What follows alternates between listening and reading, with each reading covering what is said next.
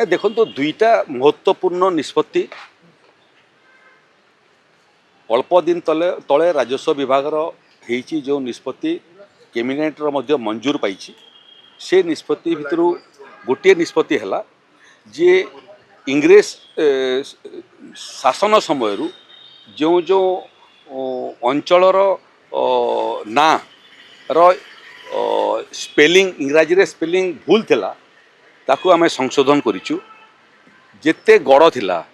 GARH कहतलु ताकू आमे GADA रे परिवर्तित करेलु एवं इटा जगार नार परिवर्तन नुह जगार नार जो स्पेलिंग इंग्राजी माने लोक माने भूल करथिले ताकू आमे परिवर्तन करी सठिक स्पेलिंग रो नोटिफिकेशन करि साइलुनी एबे गोटे मास भितर राज्य सरकार ये निष्पत्ति सबु जिला एवं सदर महकुमा रे कार्यकारी हेबो व्यक्ति माने मध्य 6 मास तांको समय देछु आमे 6 मास भितर से माने जो जो जगह भूल स्पेलिंग थिला नुआ स्पेलिंग अनुसार तार परिवर्तन करिवे केंद्र सरकार गृह विभाग सेंसस इंडिया एवं सर्वे इंडिया जो जो जगह प्रकृत ये ना माने व्यवहार हुए केंद्र सरकार से विभाग मान को आम पत्र लिखिचु धरतु रेल विभाग रे ये स्पेलिंग जोटा भूल थिला एबे पूरी करेक्ट स्पेलिंग से माने करेंगे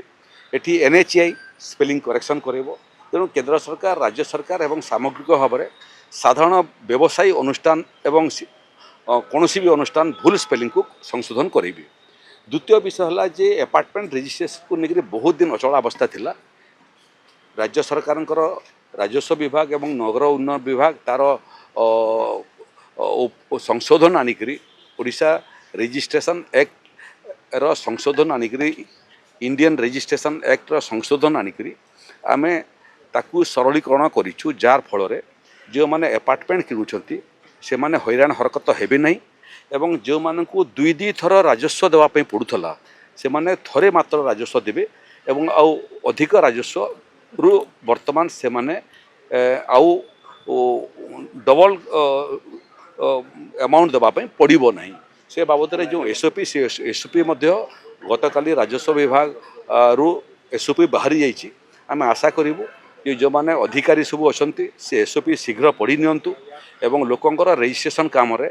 जिमिति कम समय भितर निर्दिष्ट शुल्क नहीं करी अधिक शुल्क न नहीं करी ठीक ठाक भाव में हेबो तार प्रति यत्नवान होंतु।